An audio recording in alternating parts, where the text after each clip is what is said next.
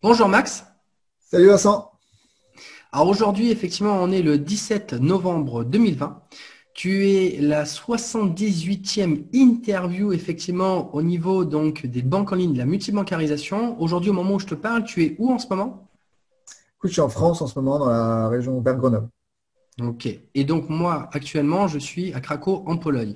Donc aujourd'hui, l'objectif de cette interview, c'est quoi? Ben, c'est simplement d'expliquer aux personnes qui ne connaissent pas les banques en ligne une personne supplémentaire. Et donc toi, Max Dorville, qui, je dirais, ton expérience sur les banques en ligne, ce que tu en penses et d'ailleurs ce que ça t'a apporté finalement sur ton parcours également professionnel de ton côté.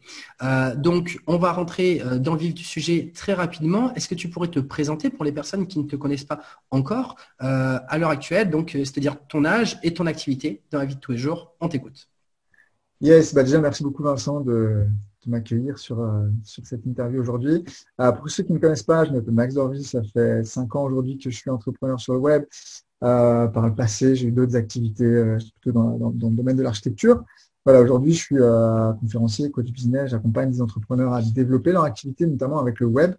Donc, pas mal d'outils comme ça autour de ça. Et surtout vraiment structurer l'entreprise. Et ça fait le lien finalement avec le sujet d'aujourd'hui, parce que finalement, dans tout mon parcours entrepreneurial, j'ai été amené à voyager.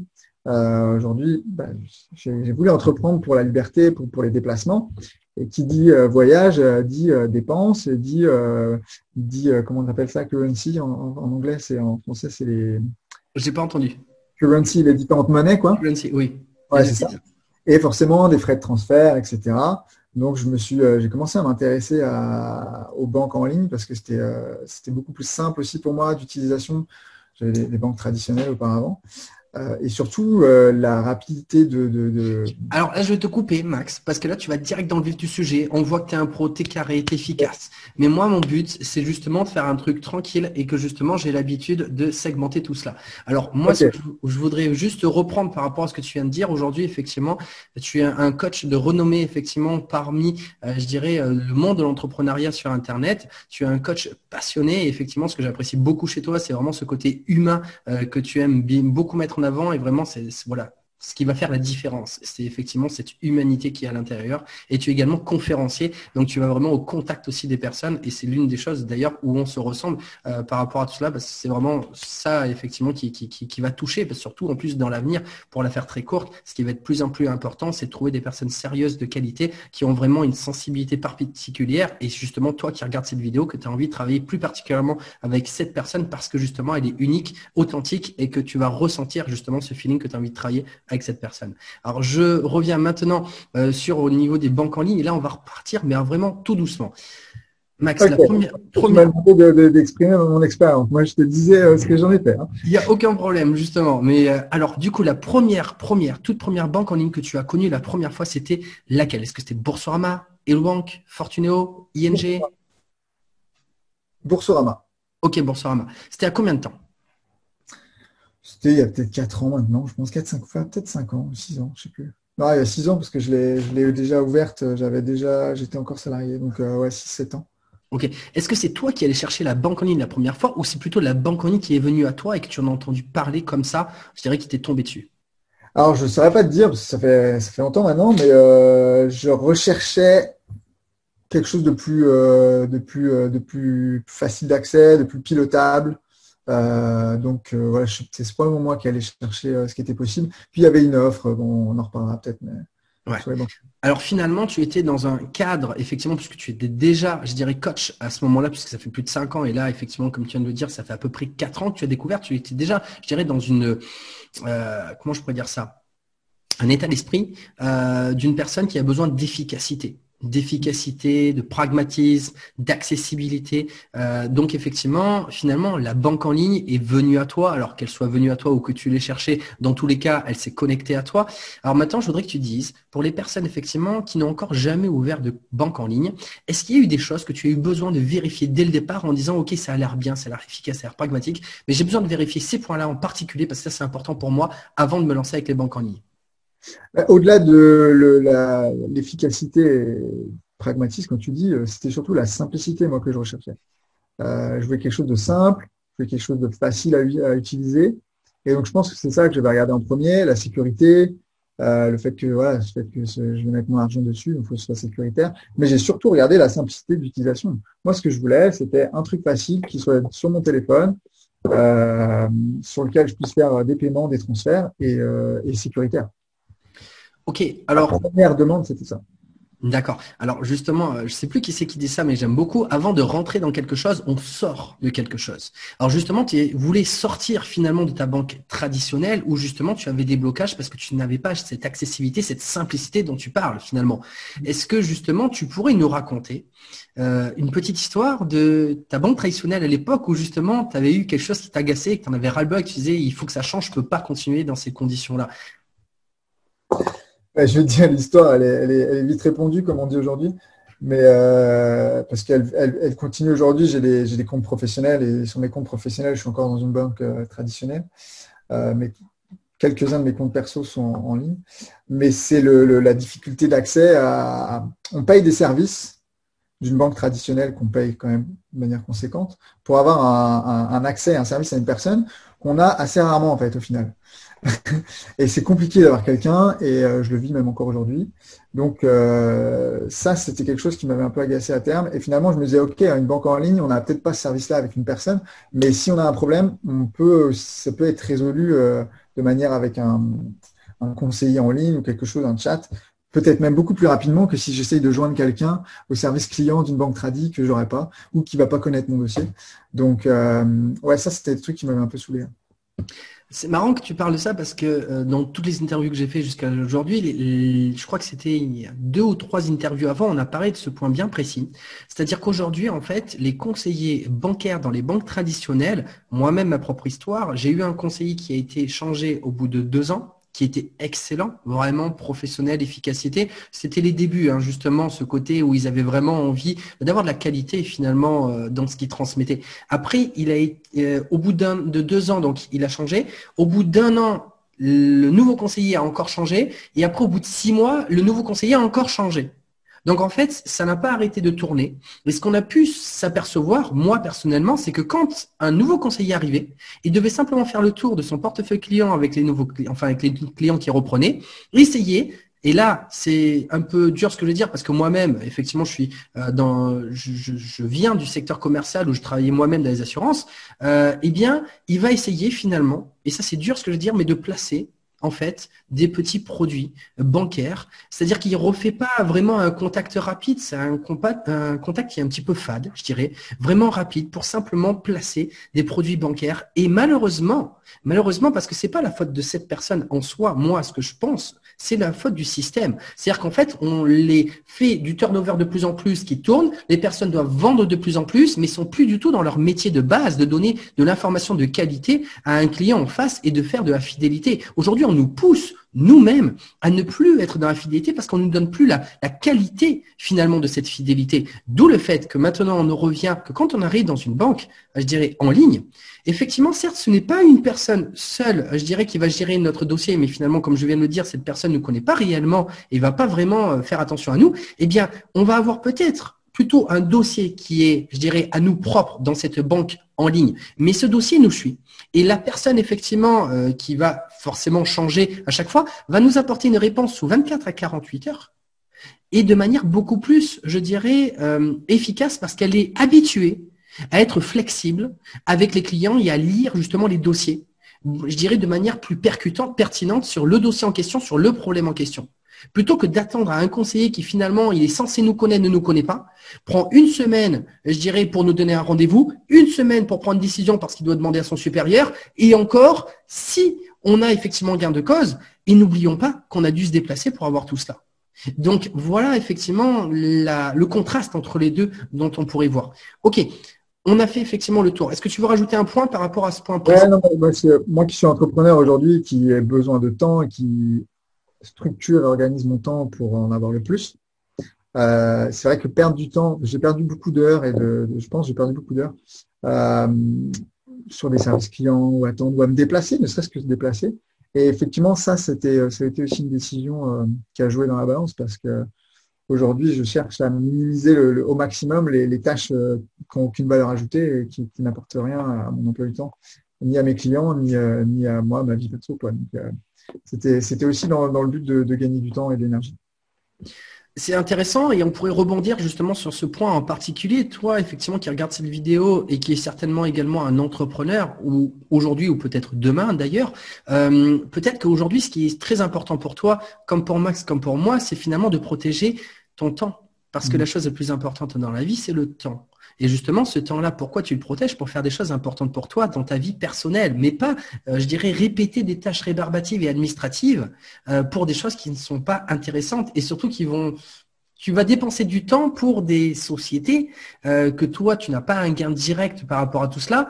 Donc, pourquoi faire ça? Donc, directement aller sur les banques en ligne et surtout les utiliser le plus tôt possible pour apprendre finalement à les manier les unes autant les unes que les autres parce qu'elles ont toutes aussi, je dirais, des avantages. Elles ont aussi, il y en a, effectivement, il y a des inconvénients qu'il faut apprendre, mais un inconvénient d'une banque en ligne va être répercuté sur un avantage d'une autre banque en ligne. Et en fait, en ayant la multi-bancarisation, on a les avantages finalement de toutes. Et c'est ça qui sont intéressants. Et attention, quand je dis un inconvénient d'une banque en ligne, comment je pourrais dire ça?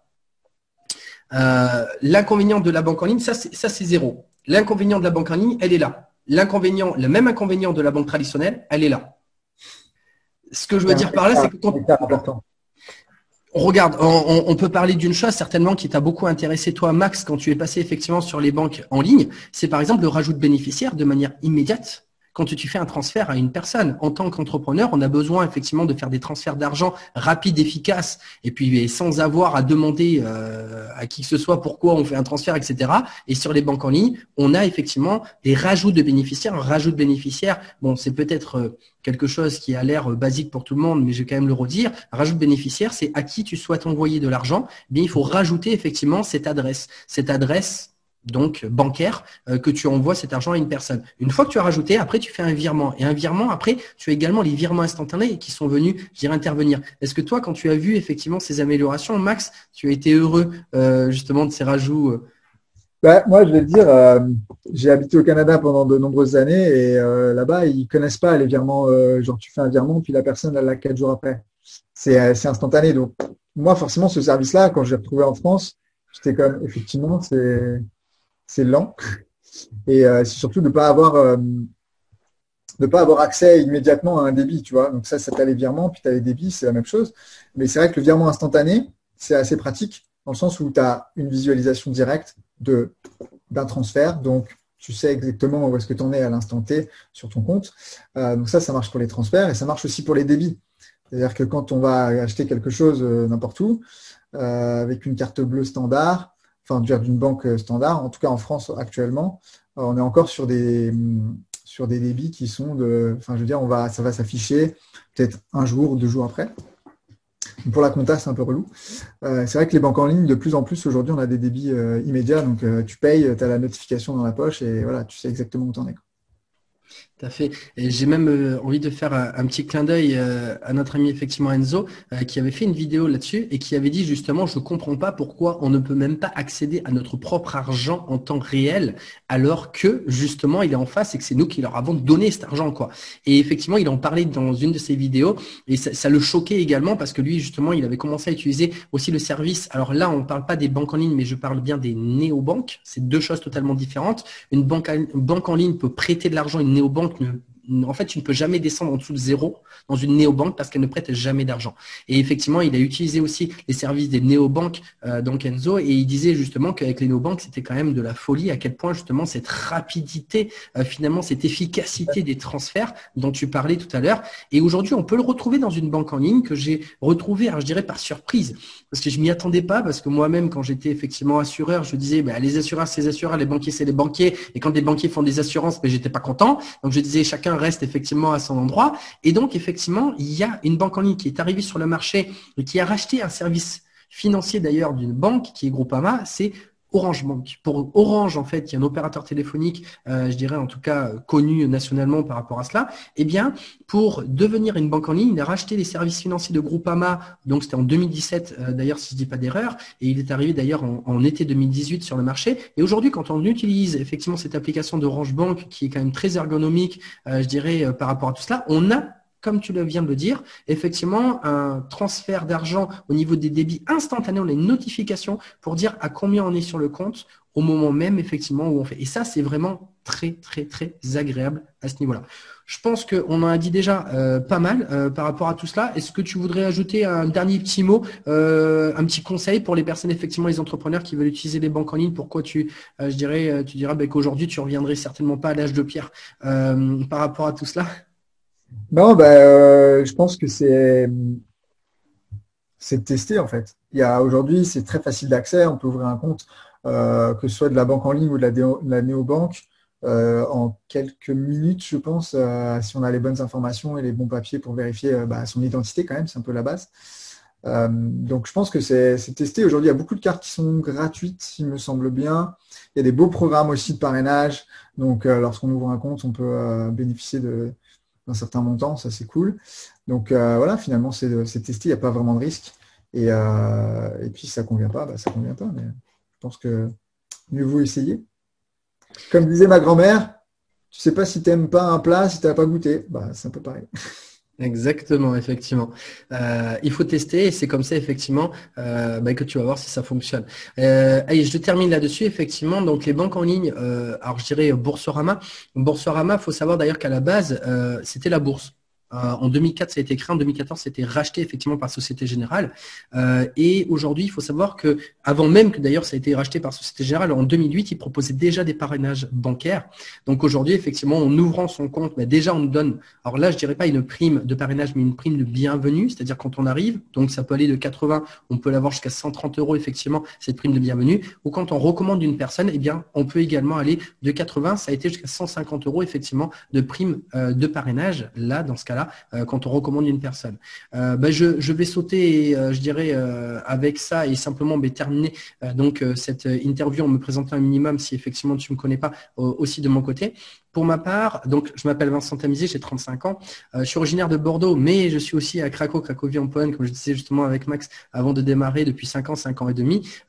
Et donc j'utilise d'ailleurs les banques en ligne justement pour l'étranger parce que c'est aussi super intéressant quand on se déplace, ça c'est sûr. Les néobanques aussi sont ajoutées en plus, sont très très intéressantes pour le changement de devise que tu disais aussi tout à l'heure. Avec moi, j'utilise particulièrement Revolut, qui est pas mal par rapport à ça. Il y a TransferWise qui vient aussi dessus. Et donc aujourd'hui, pour ma part, j'ai ouvert mon premier compte Boursorama le 5 février 2015. Donc ça va faire dans 3 mois plus de 6 ans que je suis effectivement dans cette activité.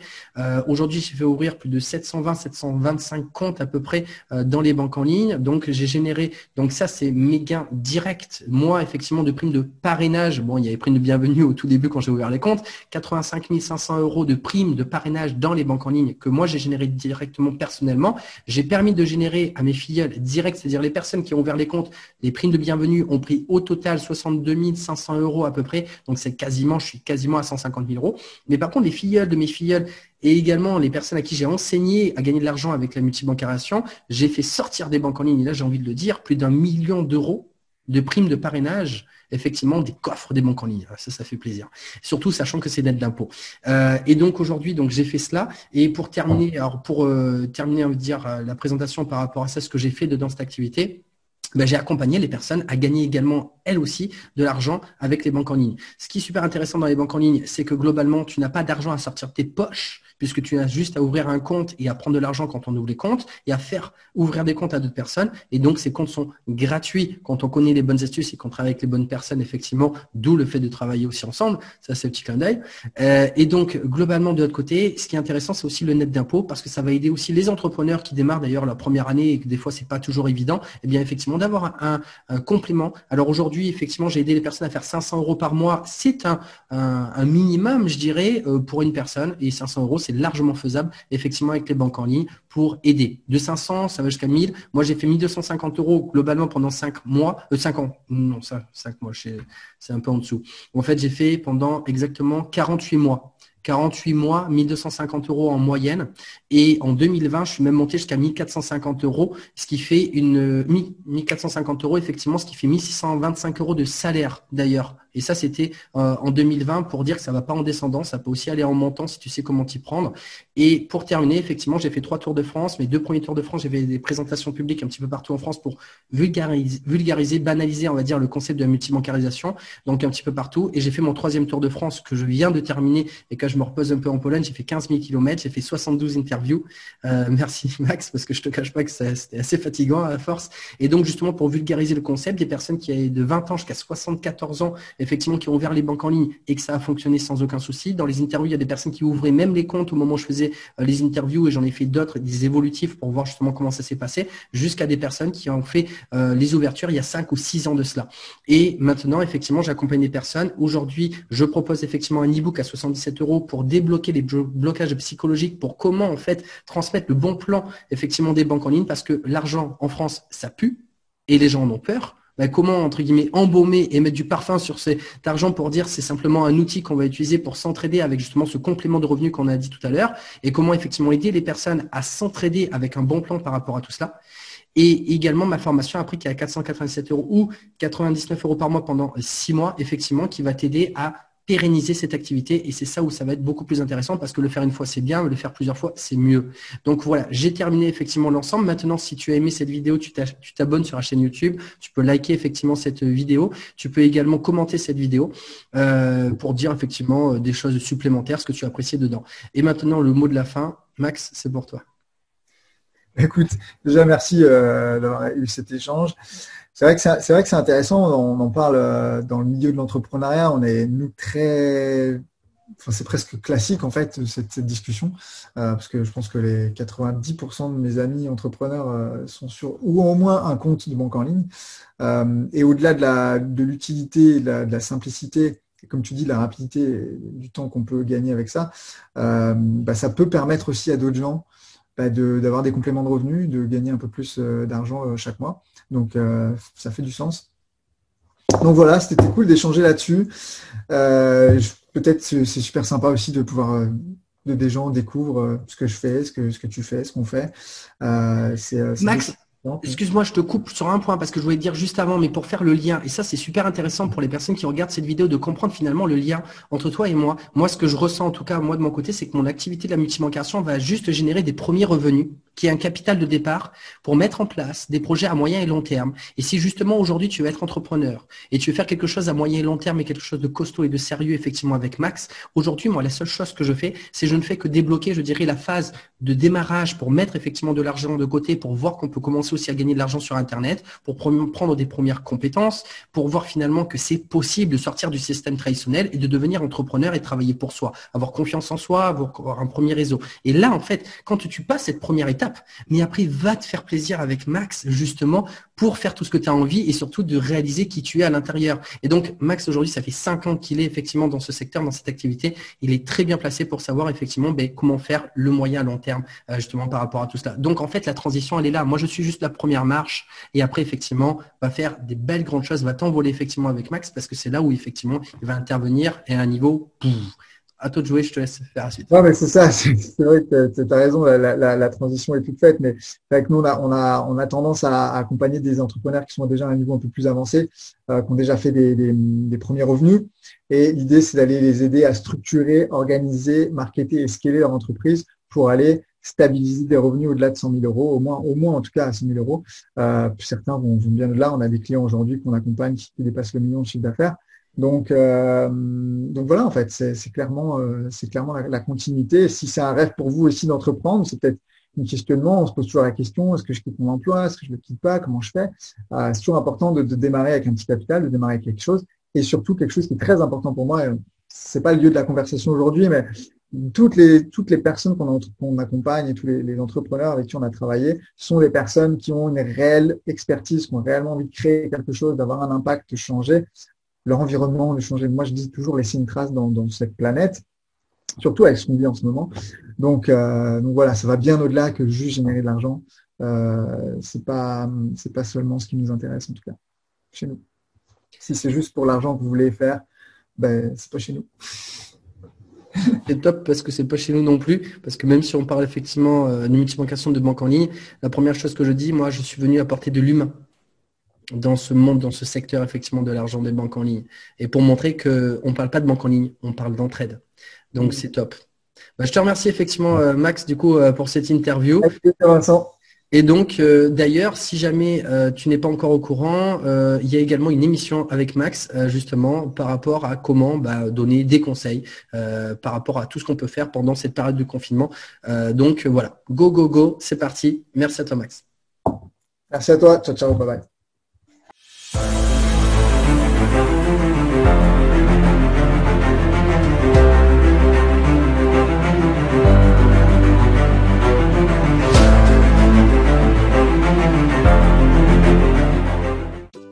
Hey, n'oublie pas de t'abonner à ma newsletter. Dans la description de cette vidéo, tu y retrouveras des témoignages, des interviews, des news de mon Tour de France 2020 qui est mon 3e Tour de France, des tips et astuces du moment sur les banques en ligne pour les débloquer, les actualités des banques et même des offres promotionnelles sur mon e-book et ma formation, et cela exclusivement sur ma newsletter. Ne perds plus une seconde.